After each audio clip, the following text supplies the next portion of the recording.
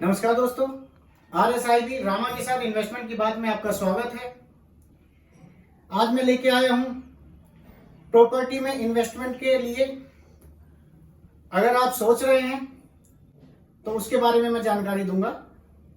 अगर आप लैंड लेना सोच रहे हैं, लैंड लेने से पहले आपको ये जानकारी जरूर होनी चाहिए जो मैं आपको दे रहा हूं। अगर आप कहीं पे लैंड खरीदने जा रहे हैं, कई तरह की लैंड होती है, जिसमें सबसे पहले होती है एग्रीकल्चर लैंड। एग्रीकल्चर लैंड आप ले रहे हैं तो आपको सबसे पहले यह देखना है वो जमीन किस किसान की है। पहले किसान के बारे में पता करना है, उसके बाद उस जमीन का असली मालिक है, इसके लिए उसकी दाखिल खारिज देखनी है। दाखिल खारिज में अगर उसका नाम है तब आप उस लैंड को खरीद सकते हैं। जिस एरिया में आप जमीन खरीद रहे हैं उस एरिया के तहसील से आपको पता चल जाएगा, या आप ऑनलाइन भी दाखिल खारिज देख सकते हैं। इसके लिए आपको केवल उसका खसरा नंबर लेना पड़ेगा और खाता संख्या लेनी पड़ेगी।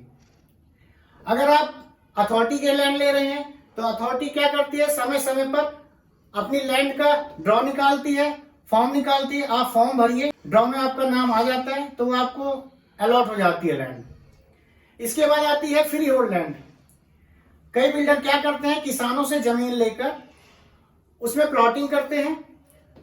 प्लॉटिंग में आप हर तरह की साइज ले सकते हैं, 50 गज, 100 गज और उससे अधिक साइज भी ले सकते हैं। अब अगर कोई बिल्डर प्लॉटिंग कर रहा है, आपको उस बिल्डर से प्लॉट लेना है तो आपको सबसे पहले क्या करना है, आपको यह देखना है क्या उस बिल्डर ने वो जमीन अपने नाम से ट्रांसफर करा ली है या नहीं।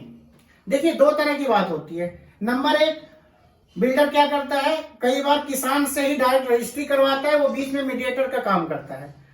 दूसरी चीज बिल्डर क्या करता है कि उस लैंड को अपने नाम से रजिस्ट्री करा के तब बेचता है। दोनों सूरत में आप प्रॉपर्टी ले सकते हैं, वो लैंड ले सकते हैं, उसमें कोई दिक्कत नहीं होती। लेकिन अगर आप बिल्डर के नाम वाली लैंड लेंगे तो उसमें आपको ज्यादा परेशानी का सामना नहीं करना पड़ेगा। आप पेमेंट देंगे, उसके बाद आपकी रजिस्ट्री हो जाएगी। लेकिन अगर आप उस लैंड को ले रहे हैं जिसमें बिल्डर मीडिएटर का काम करता है और किसान के ही द्वारा डायरेक्ट रजिस्ट्री कराता है, उसमें कई बार क्या होता है कि रजिस्ट्री के टाइम पे किसान आ नहीं पाता और आपकी डेट निकल जाती है, रजिस्ट्री में आपको दिक्कत हो सकती है। मेरा कहने का मतलब समझ गए होंगे ना आप। अगर आप किसान से ले रहे हैं तो किसान डायरेक्ट रजिस्ट्री कर देगा। अगर आप बिल्डर से ले रहे हैं तो आपको यह देखना है कि बिल्डर ने अपने नाम से रजिस्ट्री करा ली है किसान से या नहीं। अगर नहीं कराई है और डायरेक्ट किसान करेगा तो आप बिल्डर से बात कर सकते हैं, या उसकी बिल्डर की रेपुटेशन के हिसाब से उस बिल्डर से चीज ले सकते हैं। और ये देखना है वो बिल्डर पहले कितनी प्रॉपर्टियां कहां पे दे चुका है और कितनी प्रॉपर्टियां बेच चुका है।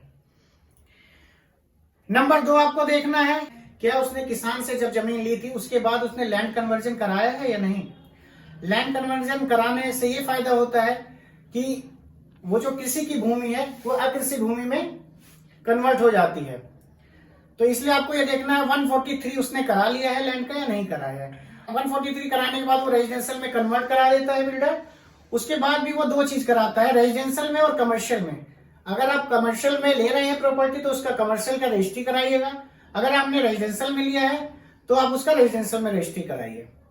लेकिन आपको ये जरूर देखना है 143 हुआ है या नहीं हुआ है। उसके बाद आप प्रॉपर्टी लेते हैं, उसके बाद जितनी जल्दी कर सके उतनी जल्दी आपको उस प्रॉपर्टी की रजिस्ट्री करा देनी है, क्योंकि बिल्डर के पास कई तरह की स्कीमें होती हैं। कुछ किस्तों में भी देते हैं, किस्तों में भी आप बिल्डर से बात कर सकते हैं कि आप जो मुझे प्रॉपर्टी दे रहे हैं क्या ऐसा कर सकते हैं कि 70% 60% पे आप मुझे रजिस्ट्री दे देंगे। अगर वो कहता है कि हाँ दे देंगे तो आप वो रजिस्ट्री करा सकते हैं।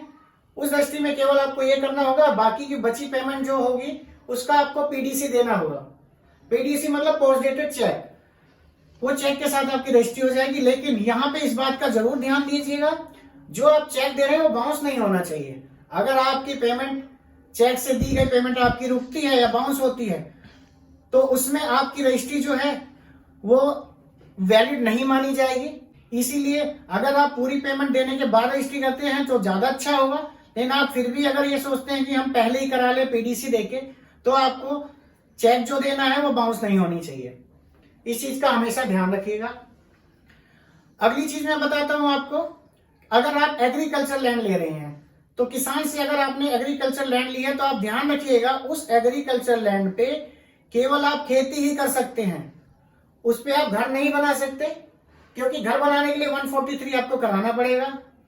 दूसरा, अगर आप किसान से लेते हैं तो आप अगर 100 गज जगह लेते हैं तो उसके लिए आपको रोड भी चाहिए, नाली भी चाहिए, ये सारी चीजें नहीं मिल पाएगी।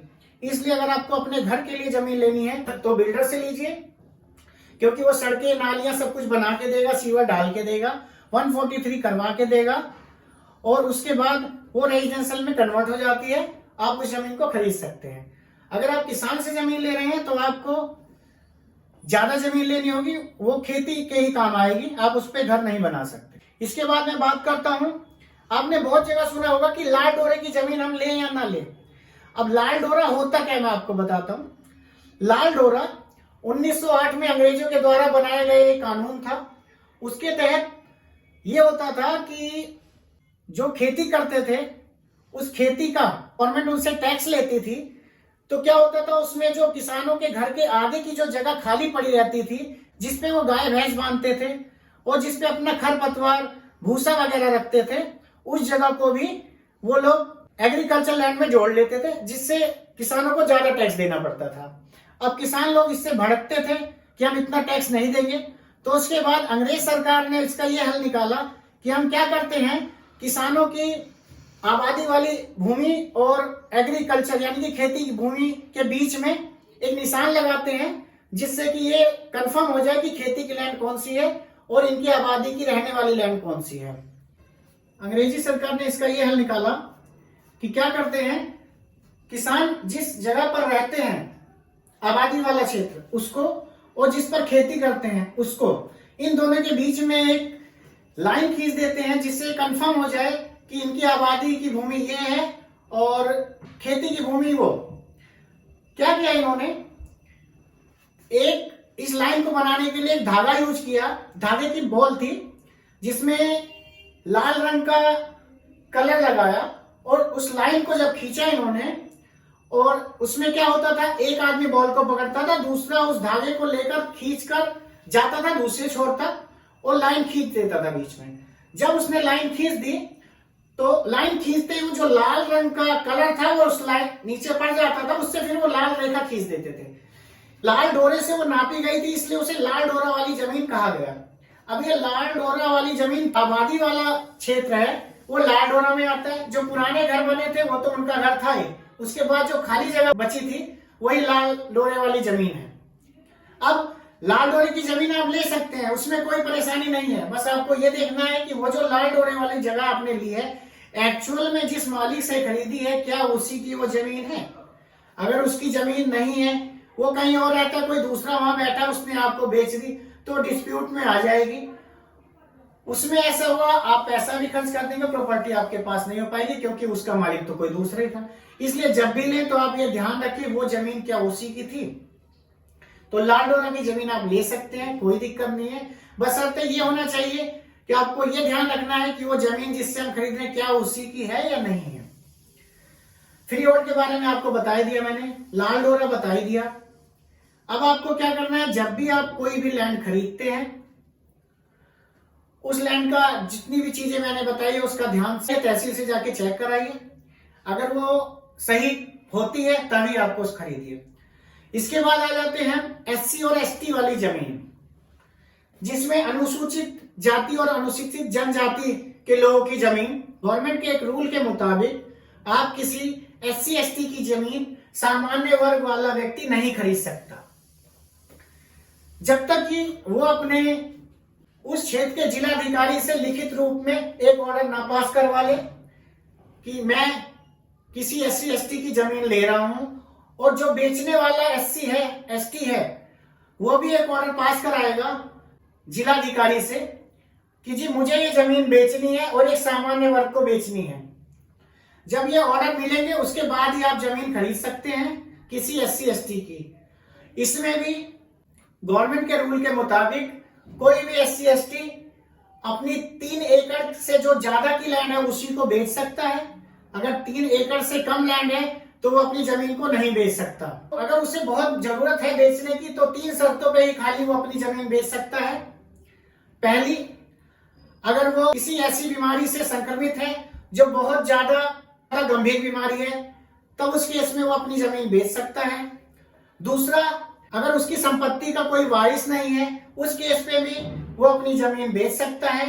तीसरा, अगर वो काफी सालों से अपनी जमीन पर नहीं रहता, कहीं किसी दूसरे शहर में जाके बस चुका है और वो चाहता है कि अब मुझे यहाँ पे ये जमीन नहीं रखनी, मैं बेचना चाहता हूँ, तो भी वो यह जमीन बेच सकता है। लेकिन इन तीनों सूरतों में उसको अपने जिलाधिकारी से ये परमिशन लेनी होगी, बेचने का ऑर्डर लेना होगा, तभी वो बेच सकता है। ऐसे ही सामान्य वर्ग का व्यक्ति अगर वो प्रॉपर्टी खरीदता है तो उसको भी जिलाधिकारी से परमिशन लेनी होगी, एक ऑर्डर पास कराना होगा, तभी वो लैंड उससे ले सकता है। इसके अलावा बाकी सभी सूरतों में कोई भी SC ST अपनी जमीन 3 एकड़ से ज्यादा है उसी को बेच सकता है। अगर 3 एकड़ से कम है जमीन तो वो नहीं बेच सकता उस जमीन को। आप समझ गए होंगे कि केवल 3 सूरतों में वो बेच सकता है, बाकी किसी भी सूरत में अपनी जमीन नहीं बेच सकता। अब आपको ये डिसाइड करना है आपको लैंड लेनी कौन सी है। सबसे पहले आप डिसाइड कीजिए आपको कौन सी लैंड लेनी है। उसके बाद आपको प्लॉट लेना है। अगर आप प्लॉट बुक कराते हैं 100 गज का, तो आप ये मान लीजिए अगर आप 100 गज का प्लॉट खरीदते हैं तो उसकी जो जमीन की कीमत मार्केट रेट रहेगी वो देखिएगा, प्लस उसका वहां पे सर्कल रेट क्या है वो देखिएगा। सर्कल रेट हमेशा मीटर में देखा जाता है। मैं आपको बता देता हूं, 100 स्क्वायर यार्ड यानी कि 100 गज की जमीन जो होती है वो अप्रोक्स 83.6 मीटर होती है। तो आपको ये देखना है कि उसका सर्कल रेट क्या है।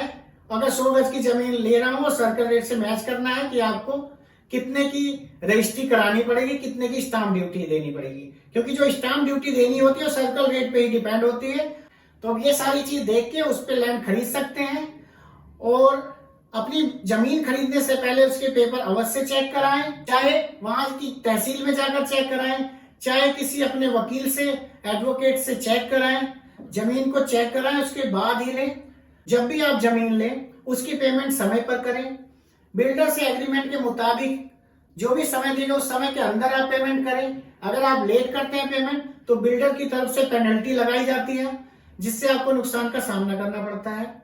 इसलिए टाइम पर पेमेंट करें और टाइम से अपनी रजिस्ट्री करा लें। रजिस्ट्री कराने के बाद आपको क्या करना है, अपनी जमीन का कब्जा लेना है, बाउंड्री करानी है। उसके बाद आपको दाखिल खारिज तो करा ही लेना है। आप ये समझिए, अगर आप दाखिल खारिज नहीं कराते हैं और आप उस पर कब्जा लेकर रहने भी लगते हैं, तब भी वो जमीन उसी की होगी जिसके नाम से पहले वो जमीन होगी, उसी के नाम से होगी, वो ट्रांसफर नहीं होगी। जब आप दाखिल खारिज करा लेंगे तभी वो जमीन आपके नाम से आएगी। अब इस केस में अगर आपने जमीन तो ले ली, घर भी बना लिया और आप रहने भी लगे, लेकिन दाखिल खारिज नहीं कराया है, अब क्या होगा?